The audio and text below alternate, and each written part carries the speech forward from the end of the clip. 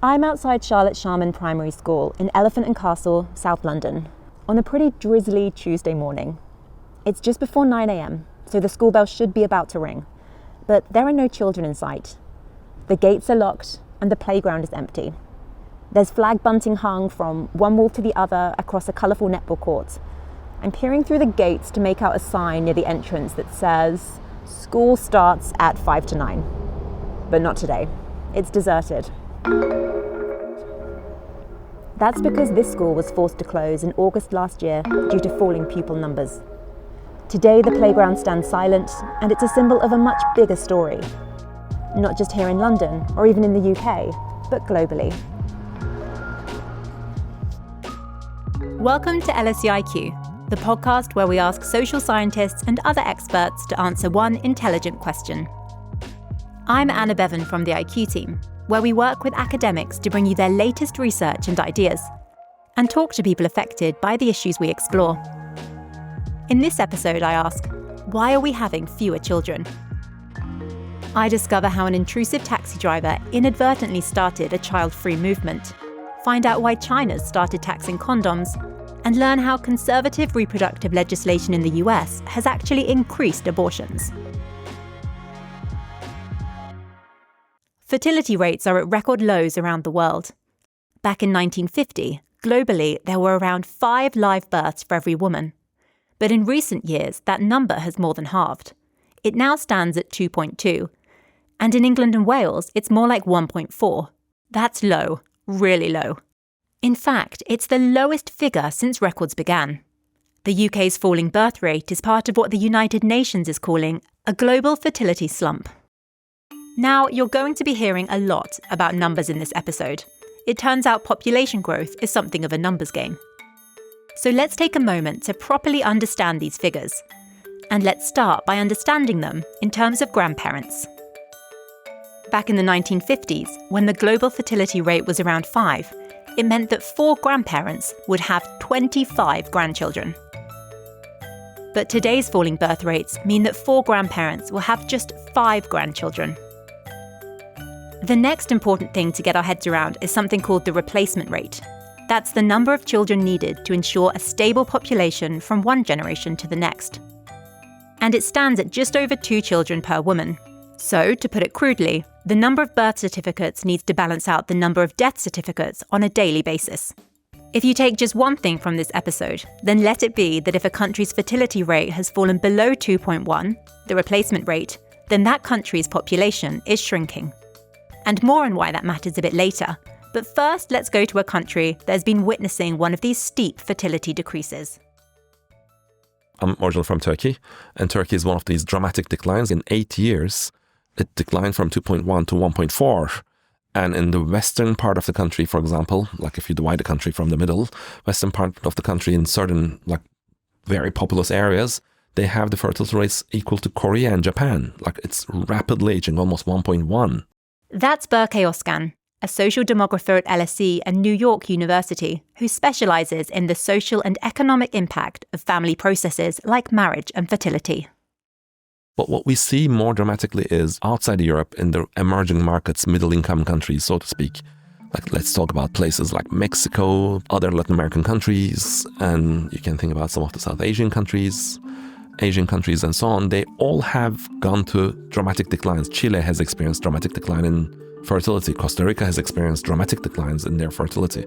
This is becoming a global phenomenon. So Berkay, why are we having fewer children? So there are various reasons why we are having fewer children. There are some mechanistic reasons. Basically, we are having couple formation and stable couple formation, which is always some sort of loosely enforced norm across societies to have children, is being delayed to the closer to 30s in most advanced economies. So if you end up postponing marriage formation or couple formation in general, where the babies are going to take place in stable unions, to the 30s, you have about 10 to 15 years of biological clock, a window where more children can fit into. So delayed marriages, delayed couple formation is one of the primary mechanistic reasons, and the underlying reason to that is an increasing participation in women's higher education and career jobs. And that's shown in the literature that nowadays we have female labor force participation, but women are not doing jobs. In the words of Claudia Golden, Nobel Prize winners, they are choosing careers over jobs. And that makes couple formation later, childbirth later, due to its costs earlier in life. So the delayed marriage, delayed childbirth results in reduction in the total number of children that women can have within their fertility window biological clock. Remember that key replacement rate of 2.1? The number which means a population can sustain itself? Well, almost all of Europe has now fallen below that, and it's been in steady decline for the past 20 years or so. But in 2000, there were some countries whose rates weren't falling quite as fast. We have always pointed out some countries that are more successful in increasing from that low fertility trend slightly upwards, such as the Scandinavian countries, Finland, Denmark, Norway, and Sweden, plus France, as the countries that were relatively successful in not lowering their fertility rate too much, and they were hovering around 1.8, 1.9, just below the 2.1 rate. Now, you might think that 0.1 or 0.2 of a percentage point wouldn't really make much of a difference. Turns out it does. Let's go back to that grandparent equation. So if you're having, say, 1.8, 1.9 children, that means there are 4 grandparents that are going to get 3 grandchildren, roughly speaking. But if it's 1.1, 1.2, as we observed in Italy and Spain in the lowest low fertility, 4 grandparents will get 1 grandchildren only. Being below replacement rate, there's a degree to which that translates into shrinkage rate in the population. So if you're 1.5, 1.4, 4 grandparents, 4 sets of grandparents will get 2 grandchildren. So that is where the European average is. So 4 sets of grandparents are getting 2 grandchildren. For a long time, Nordic countries were the exception to Europe's declining fertility rates. Generous welfare policies were seen as a contributing factor to women being able to do it all, have successful careers, and produce multiple offspring. But over the past decade, fertility rates there have been falling too. Sweden, Finland, Norway, Denmark, and Iceland all just recorded their lowest ever birth rates. And it's baffling policymakers. So what else is going on? We've heard about delayed couple formation impacting fertility windows, and the increased participation of women in the labour market compared to decades ago. But as always, it's a little more complicated than just these factors. Berkay also told me that general uncertainty about the state of the world is another issue affecting people's fertility plans. And then there's the economy, the high costs associated with having children, childcare, education, and the societal pressure of all those extracurricular activities. The exorbitant cost of housing is pushing many families out of cities in search of more affordable locations, and contributing to the closure of primary schools like the one we heard about earlier. Societal norms about having children have also changed. Zoe Noble is a photographer and the founder of We Are Child Free, a global storytelling platform to celebrate and support people who don't have children. Zoe, what compelled you to start We Are Child Free? Oh, probably pure frustration. I'd always known that I didn't want to have kids, and I was just so frustrated with the way the world talked about people without children, the judgments that I faced from complete strangers, medical professionals, even loved ones. And I wanted to do something about it. I had been working as a photographer for, 10 years. And I knew that if I could put a face to the movement, if I could share our stories, I could hopefully change the narrative. Role models that I saw in the media were often depicted very negatively. When I think about, Samantha from Sex and the City. I am harsh. I'm also demanding, stubborn, self-sufficient, and always right. In bed, at the office, and everywhere else. Career obsessed, selfish, a nymphomaniac. All of these negative assumptions were being made about any woman who decided that they didn't want to have kids. I'm just going to say the thing you're not supposed to say. I love you, but I love me more. So it was really difficult in my 20s to even say I didn't want children. And there was one particular story when I was leaving an airport and I got a taxi, and this driver, he asked me, "Do you have kids?" And when I said no, he nearly crashed the car. He couldn't understand why I decided not to have kids. I told him I was married. We had no plans of having them. And for the 30 minutes in that car ride, I was just bombarded with such negative stereotypes around women who didn't have kids, that I would be alone, I would be unfulfilled, that I should just have one, and by the second I would love it. And I just reached a breaking point, and that was in probably my mid to late 30s, and that's when I picked up my camera and I decided to do something about it. And did you always know that there was an audience for this? No, I honestly didn't even know the word child-free existed. I didn't know if there was anyone else like me. You know, I had spent my 20s being asked continually, when are you going to have kids? I got married in my mid 20s, so the questions intensified. And I didn't know anyone else who said, I don't want to have kids. So I honestly didn't even know there was a choice, really. When I put out the message on my blog back then to say I'm looking for women who have decided not to have children, I didn't know if anyone would respond. And I had 40 women who replied back to me. And honestly, that was a life-changing moment to know that I wasn't alone, that there were other people like me, and that I could actually build a community with those women, which was amazing. And what's the journey been like from the inception of the idea to where you are now? It's been a roller coaster. I started it in 2017 as a small portrait series, and it really exploded. The project was featured in the New York Times, in many other international media, and suddenly I started to get hundreds of emails and DMs from people all over the world saying, I finally feel seen.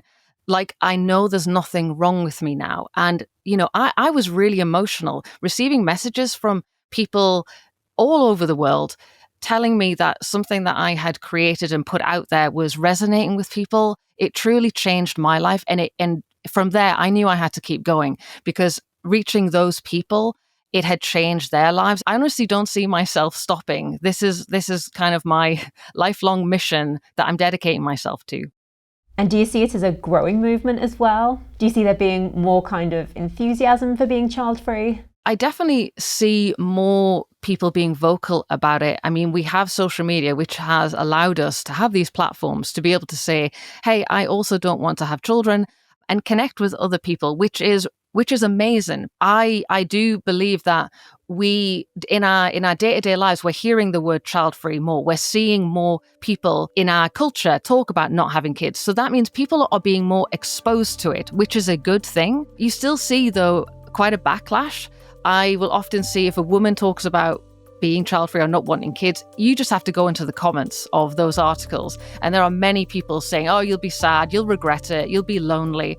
So that stigma is still there. When I see men talking about it, there's not the same amount of stigma and insults thrown at them, which talks about the double standard around men and women and how we see their roles in society and how we view them as child-free. But what I'm noticing is almost like the more vocal that we become, the more of a backlash I am seeing. I am seeing more death threats, rape threats. I'm seeing more people who are watching women perhaps choose a different path, choose themselves even, and they not like that. We are choosing ourselves. And that really scares a lot of people. When you live in a patriarchy and a pronatalist world that tells everyone that women must have and want kids, when women decide not to do it or to have fewer kids, that really scares those people. They want more bodies on this planet. They need more workers, more taxpayers, more consumers in a capitalist world as well. And when we say no and choose smaller families, or we choose to have no children, that starts to shake the foundations that they have built through, these kinds of Ponzi schemes, which rely on endless growth. When we see things like the Pope telling people that child-free people are selfish. We have political leaders talking about, childless cat ladies. God bless you guys. Tonight, former President Trump's vice presidential nominee, J.D. Vance, at the center of a political firestorm over these resurfaced comments made in 2021. Is that we're effectively run in this country via the Democrats, via our corporate oligarchs, by a bunch of childless cat ladies. Kamala Harris, Pete Buttigieg, AOC, the entire future of the Democrats is controlled by people without children. Talking about why those without children are selfish, that they don't have a stake in the future, all of these false assumptions about us. I'm reading that more and more, seeing more articles which worries me about where the future is going, because we see our rights being rolled back. When Roe versus Wade overturned, that was a really big turning point. We recognize that we're going to need to continue to advocate for our community, because as our rights are rolled back, maybe there's a day where we don't have access to contraceptives.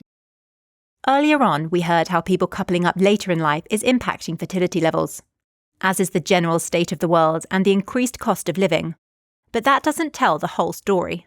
While the number of women choosing to be child-free is increasing, it doesn't account for the dramatic reduction in global fertility rates.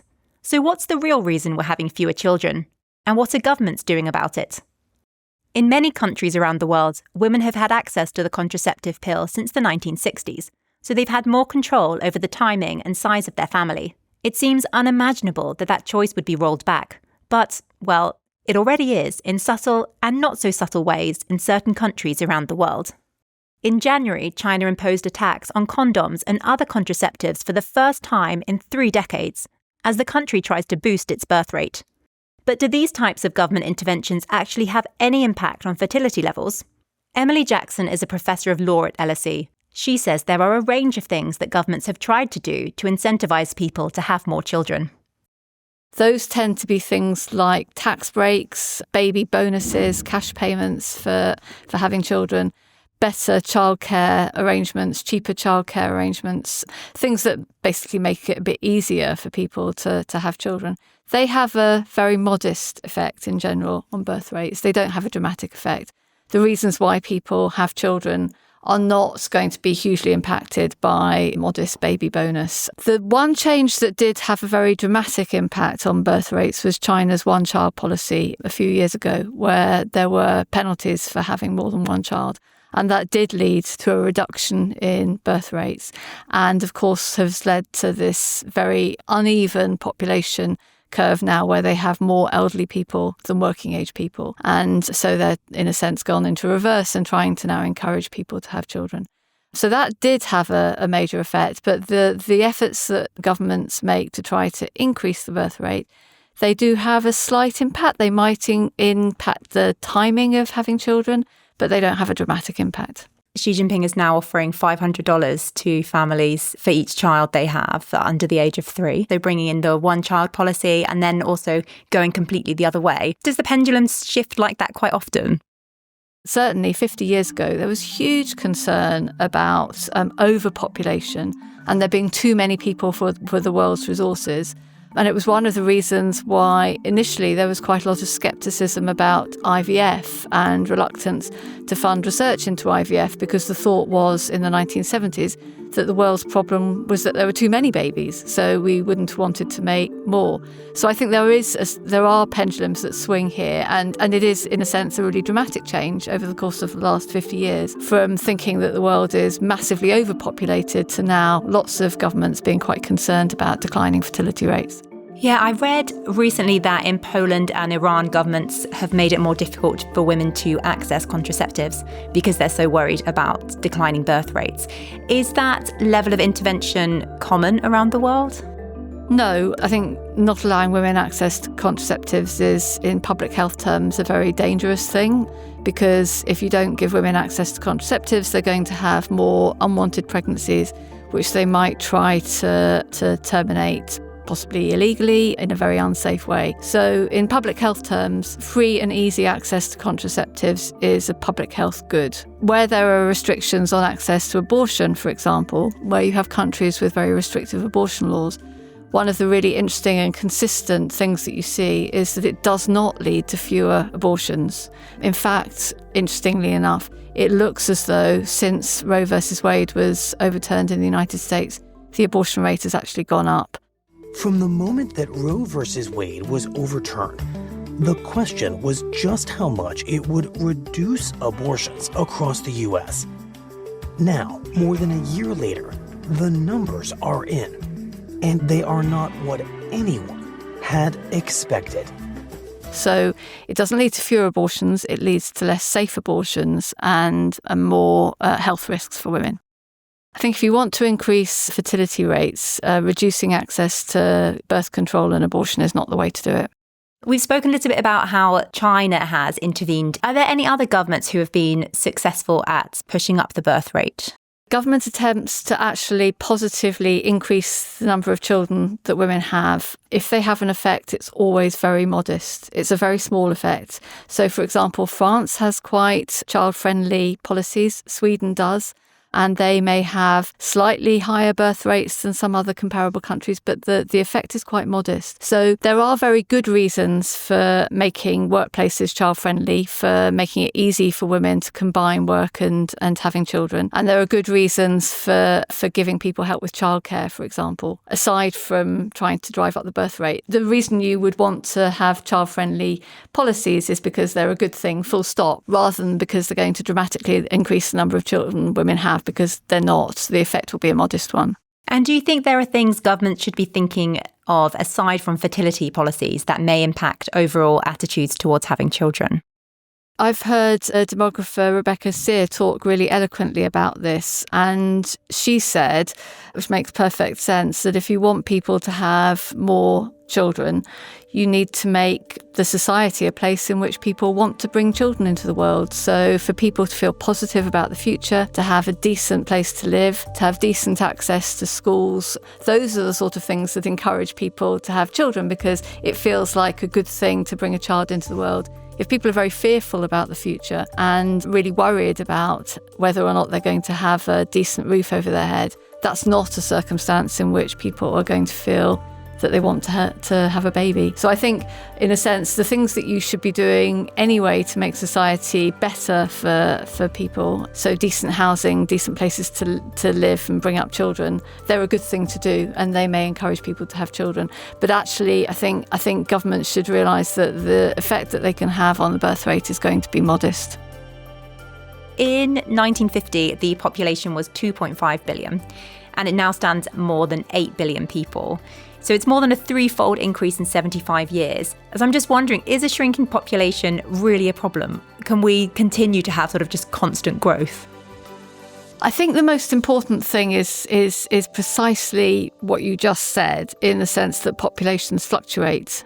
And the population of the world is very much bigger now than it was 100 years ago. What's particularly worrying governments now is the combination of women having fewer children and an ageing population. So although the total population might be very large, a lot of that population is elderly and not economically active. And it's that distribution between the number of people of working age and the number of people who are dependent on services to survive. That's the proportion that's worrying people rather than the overall number. But I think it's true to say that populations do just fluctuate, and in a sense, that getting terribly exercised about the fact that people aren't having enough babies now is probably not a sensible thing to do.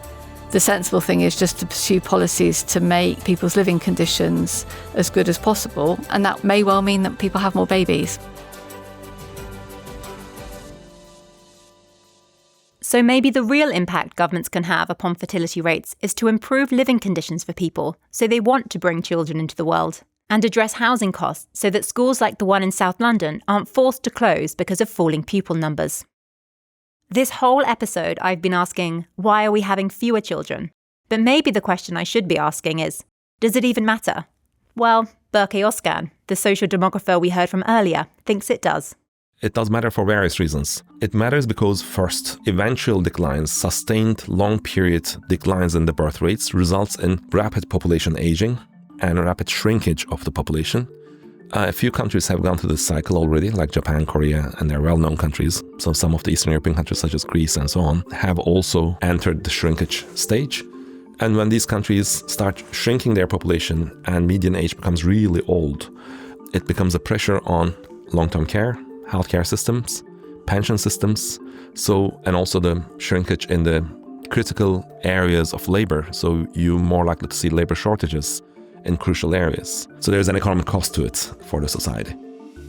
I asked Zoe Noble from We Are Child Free if she thinks shrinking fertility rates are anything to be concerned about. I see that, lowering birth rates are a sign of progress. I really do. It's only a problem if people want to have children and they're not able to. So for those parents who want to have more children, yes, we absolutely have to look at why they're not able to have the amount of children that they want. For the people who are like me, who have never wanted to have children, who don't ever want to have children, we should stop pressuring those people. That is just scapegoating. And that's a perfect way to scapegoat a community of people and divide us even more. If we can put the blame on child-free people and child-free women and young people especially, we're not actually needing to do any changes. We don't actually need to solve economic or climate issues. We don't need to lower childcare. We don't need to lower housing crisis or sort inflation out. We don't need to do any of the issues that are actually causing the problems if we just put the blame on another group of people. And right now, that is child-free folks. So we've heard that delayed couple formation and increased female participation in the workplace is causing people to have children later in life when they have a shorter fertility window. The increased costs associated with children and the uncertainty about the state of the world are also impacting fertility decisions, and that a change in societal norms mean that more women are exercising their right not to have children. Anecdotally, another argument I often hear from my own friends as a reason to have fewer or no children is a more philosophical one: the environment. In an age of overconsumption, extreme weather events, and dwindling natural resources, are smaller families a good thing? I asked Berkay if climate change is significantly impacting people's decisions on whether or not to have children. There is some experimental research, like with vignettes and scenarios being shown, and it seems like this research is taking place again in Sweden and Finland, where environmental consciousness levels of the average person, highly educated population, is higher than other places, and they are finding some effects about pessimism in terms of climate change in Nordic countries and among the educated people, and thinking whether it's worth bringing a child to this world that is rapidly depleting its resources. I don't think that that's a massive phenomenon that explains why we see decline in fertility rates in places like my own country. Majority of the people in Turkey in the polls, they all talk about cost of living, macroeconomic crisis, political instability, or economic insecurity, instability. Those are the reasons most people quote as reasons for why they are hesitant about having a child or a second child, rather than climate change comes down the list, very further down the list. Berkay's reflections on Turkey are echoed in a UN report on the fertility crisis published last year. From the 14,000 people surveyed across 14 countries, 39% said their fertility plans were affected by financial limitations, while 20% listed fears about the future, so things like climate change, war, pandemics, as a reason why they'd decided to have fewer children than originally desired. The report concludes that the real crisis isn't that people are having fewer children, it's that people aren't able to have the number of children that they want to, due to the prohibitive cost of parenthood, the lack of a suitable partner, and fears about the future of the planet. Government policies need to concentrate on fixing those underlying factors, rather than solely focusing on incentivising births. What do you think the future of the population looks like? Get in touch with us on our socials to let us know whether you think a declining population is a good or a bad thing. This episode of LSE IQ was written, produced and edited by me, Anna Bevan, with script development from Sophie Mallet. If you'd like to find out more about the research in this episode, head to the show notes. And if you enjoy IQ, please leave us a review to help other people discover the podcast. Join us next time when Sue Windybank asks, how can we be more resilient?